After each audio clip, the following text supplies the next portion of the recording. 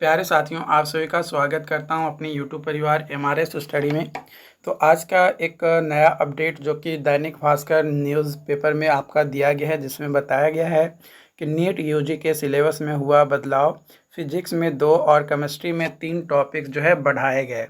तो चलिए डिटेल्स में हम लोग देखते हैं कि कौन कौन से टॉपिक जो है बढ़ाया गया है और पहले कौन कौन सा टॉपिक था।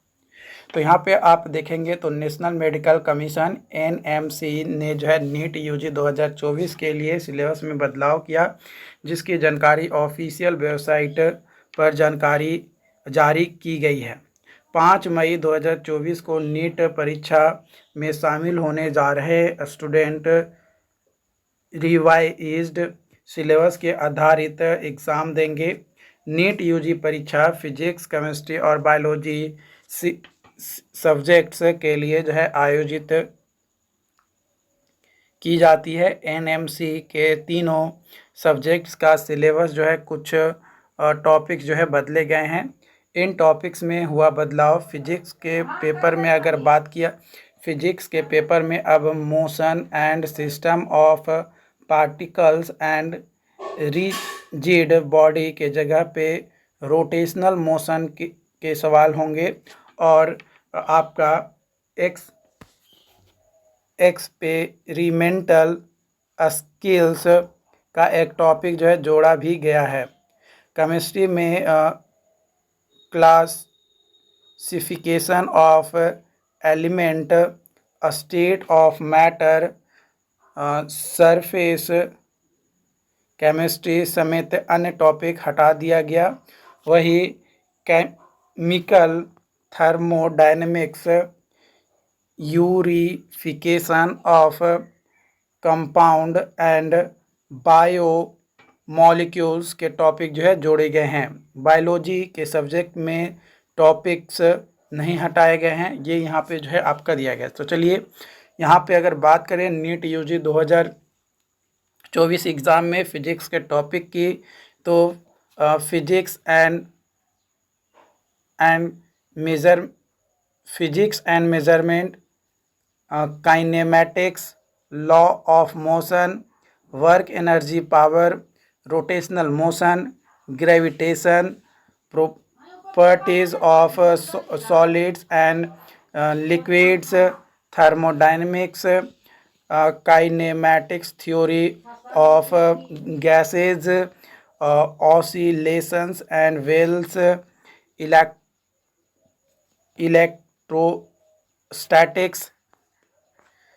इसके अलावा अगर बात किया जाए current, electricity, magnetic effect of current and magnetism,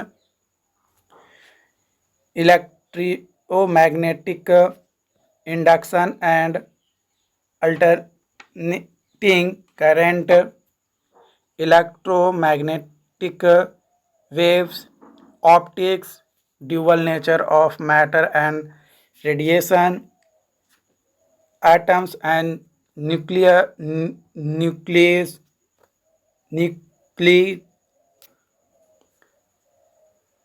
electronic devices, experimental skills। वही अगर बात किया जाए केमिस्ट्री के टॉपिक में 2024 में जो एग्ज़ाम्स होगा, उसमें फिजिकल केमिस्ट्री में some basic concepts in chemistry, atomic structure, chemical bonding and molecular structure, chemical thermodynamics, solution, equilibrium, redox reactions and electrochemistry, chemical kinematics। Inorganic chemistry में classification of elements and periodicity in properties, P block elements, D and F block elements, coordinations compound। Organic chemistry में purification and characterisations of organic compound, some basic principles of organic chemistry, hydrocarbons, organic compound containing halogen, organic compound containing oxygen, organic compound containing nitrogen, biomolecules, principles related to practical chemistry, ये आपका हो गया। उसके बाद 2024 के exam के लिए biology का अगर टॉपिक बात किया जाए तो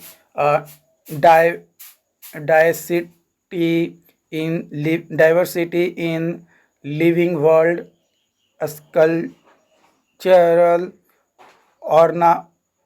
organisation and animals and plants, cell structures and function, plant psychology, human psychology, reproductions, genetics and evolution, biology and humans welfare, biotechnology and its application, ecology and environment,